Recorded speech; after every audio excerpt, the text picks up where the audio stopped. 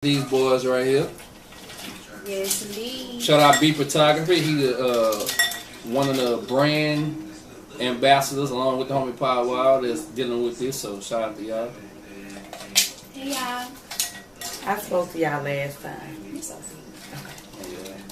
Thank you for this very smooth vodka. Hey Crystal. Okay. I don't know her, but I'm speaking to Crystal. I just remember that from the last I one. follow Crystal. That's why I started laughing because I was about to say that again. I adore her. She is down to earth. I love her. She be all in them videos acting silly, and I love people that's like that because you're going to be the same today. If you see her on the street, she probably going to act just like that. And I love people like that. What you see is what you get. Okay. To the east side, by the way. We out here on the east side. Hey. Y'all know Shout out my nigga DJ Loco. Shout out Kurt Cole, man. What's happening? That's what I was going to ask you about. It's like, hey, Kurt. Shout out FedEx. What's happening? Ooh. You see? Shout out Pop Cole. What's happening, bro? See, now I didn't even know you know about that. What's stopping Houston, basically, from really being the entity that we need, like set apart, set aside from the rest of the world? Because I really feel like we already are. I'm very glad you asked. Being that we already look what like top 10 city for economics, oil, music. I seen a listing that the radio was saying the other day about we being number 8 on the most party list of And number 1 is the strip clubs, because y'all don't know. Shout out to Be Live. Right. So I'm like, how do over Atlanta? That's a hard job. How do we set the stage? Like, what do we need to do? There's two things. While I'm pouring this, there's two things that I personally feel that makes Houston why they are where they are. Mm-hmm. Number 1 is they do business practices. They do homeboy business. They do that's my dog, he got me, that type of stuff in the city. For those y'all that don't know. And that formula is okay until you run into those killers.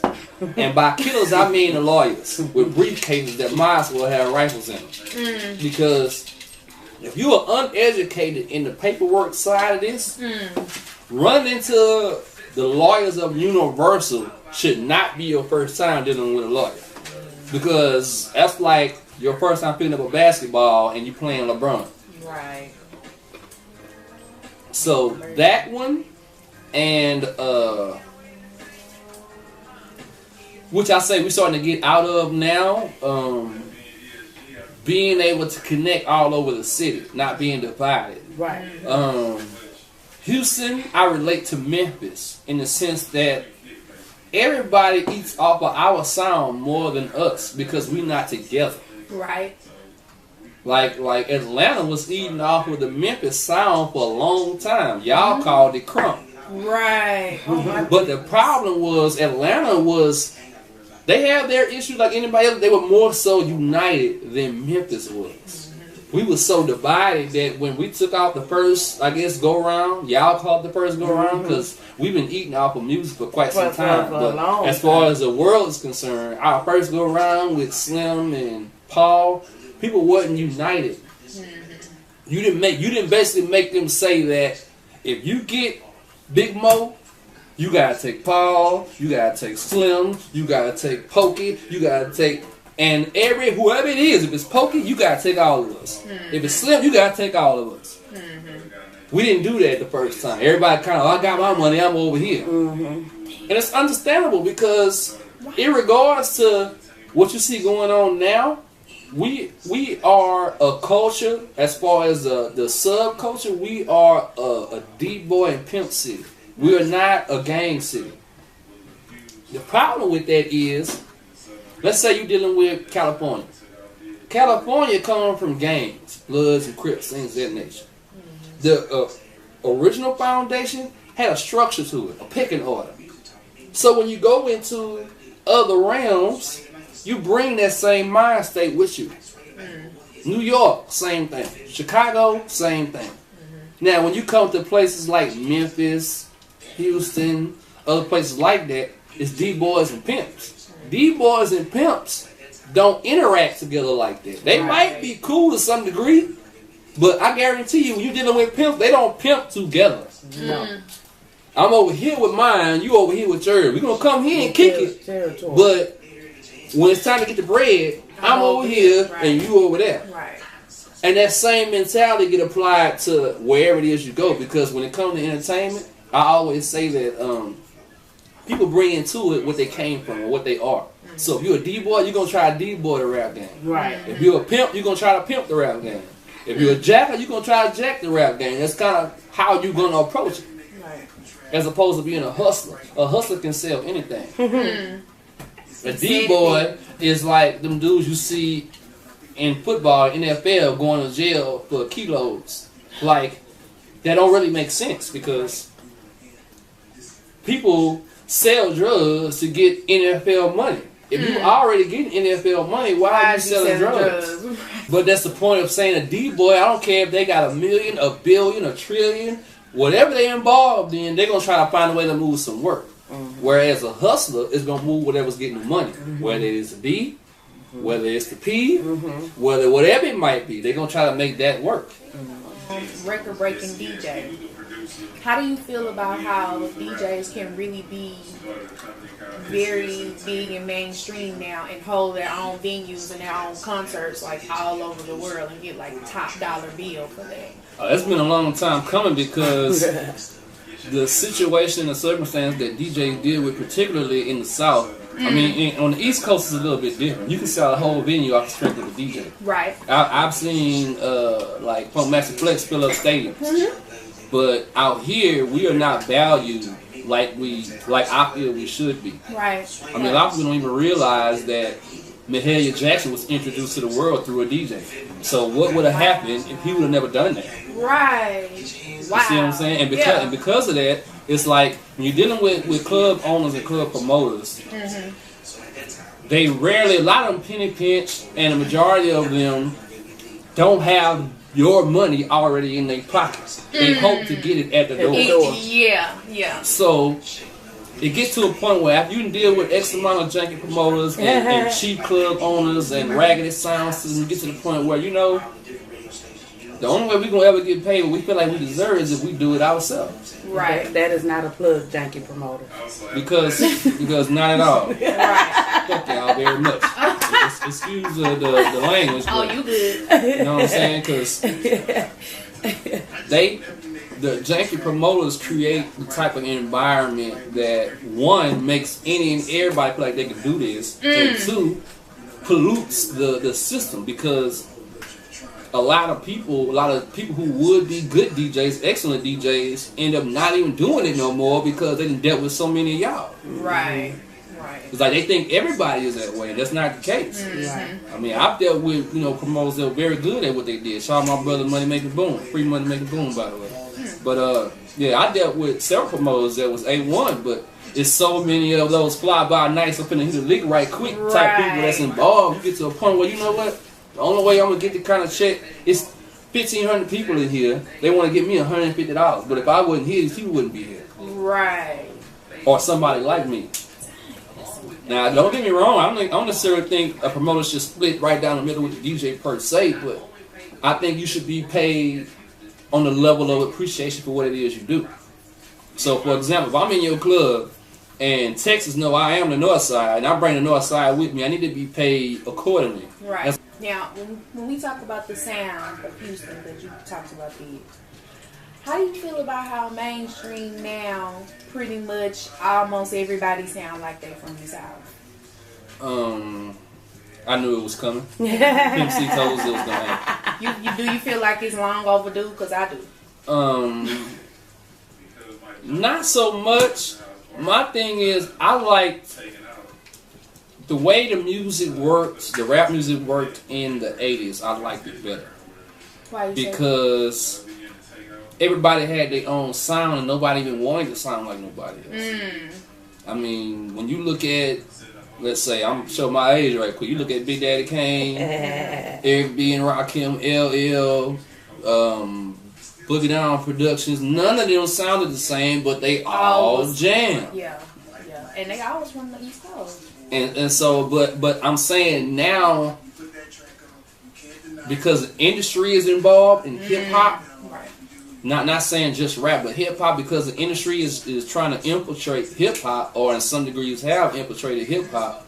Some of the principles that it was founded on are being lost. Like the time I came up when biting somebody rap to get you beat up or worse. Right. And these days, that's the thing to do. Right. Even if that's not necessarily the case, it was a rule in rap that you don't bite nobody's style, like or you don't bite nobody rap. Right.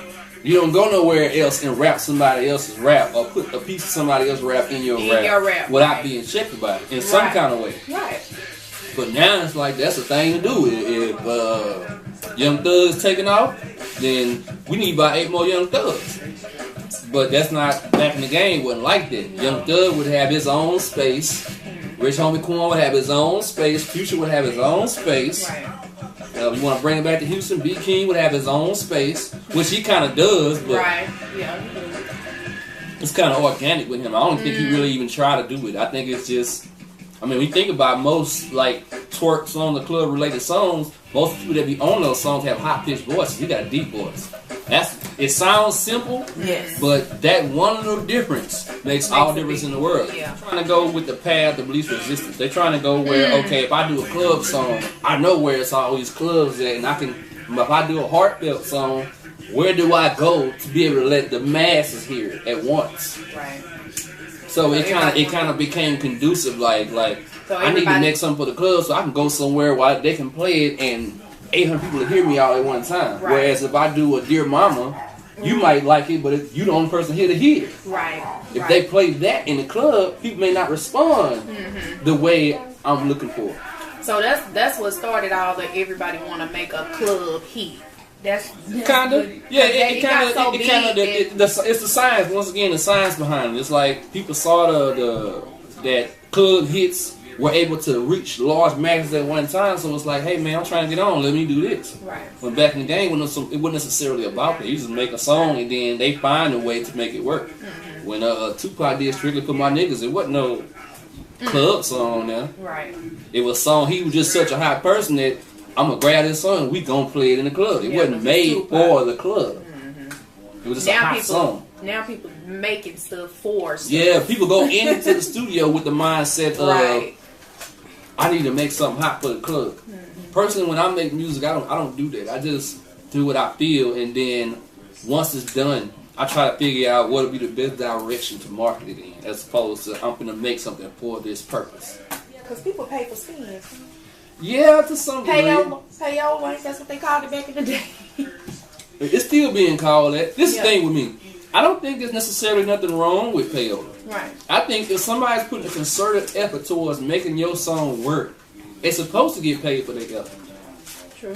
Now, if I play your song, let's say if I'm 97.9 or I'm 93.7, I play your song on the radio and the switchboard light up and everybody going crazy and everybody call, whoa, who is that? Then yeah, you don't owe me nothing. But if I gotta keep playing to get people to understand why I think it's the shit, if I gotta go spin it at every club and pass out flyers and email all these DJs that's in my staff and blah blah blah this and that, then I deserve to be paid for that. Right. Because you pushing that song, basically. You doing promo. Yeah. I mean it's real work, and to me real work deserves a real check. So before you obligate me, compensate me. Woo-hoo. He said it, people. So I wouldn't mind partnering with somebody that's more established, but it has to be on our terms because I learned early on that I am not an employee. I tried it a couple of times. I had a few jobs, but I'm not built for that. And it was a hard transition because I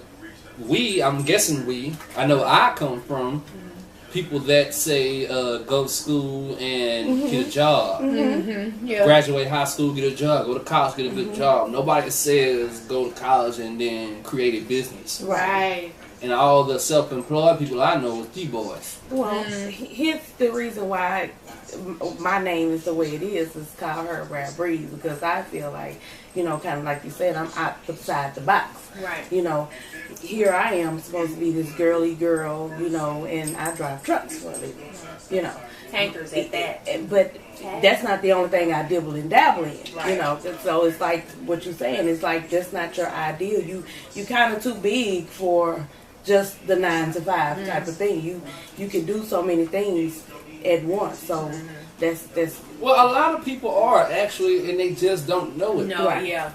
Or they don't really believe in it enough to proclaim it, you know. It takes a lot to be self-employed, because one thing you definitely have to have is self-esteem. Right. Right. Drive too, but you definitely have to have self-esteem, because if you're a person that already feels bad about yourself, nothing's going to highlight that more than going in business for yourself. Because one thing you're definitely going to run into is naysayers. A lot. So you got to be a Jehovah's Witness about it. I'm not a Jehovah's Witness but the as far as concept the is faith, understood. but in the sense of you knock on the door, somebody slam the door in your face, go to the next door. Right. Now, a person with low self-esteem won't necessarily Do that. They'll quit at that. grasp first. that concept. Yeah. They're so worried about what people think and how people feel, and if somebody turn their nose up and saying they have a feelings, then they feel messed up about themselves. My self-esteem is bulletproof. And it's not built on looks, it's not built on money, it's not built on stature, it's not built on prowess of a physical kind, is what I'm going to say right now, since it's, you know, PG. It's built on knowing my purpose. God showed me a piece of my purpose. Not all of it, but He showed me that I'm supposed to be doing music. So with that being said, nobody can tell me that I can't do this.